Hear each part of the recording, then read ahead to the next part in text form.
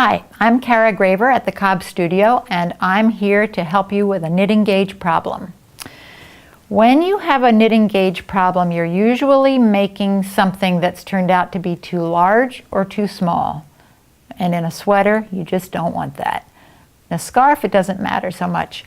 So the knitting gauge is measured by the number of stitches this way in an inch and the number of rows this way in an inch. So it might say 5 stitches to the inch and 7 rows to the inch. And if you are a loose knitter, your gauge is going to be larger. And if you're a tight knitter, you're going to make something that's smaller than what the pattern asked for. So that's why it's a good idea to make a swatch, a sample swatch of your knitting and measure that so that you're sure that you know what your personal gauge is, and then relate it to the pattern. I'm Cara Graver at the Cobb Studio, and that was helping you with a knitting gauge problem.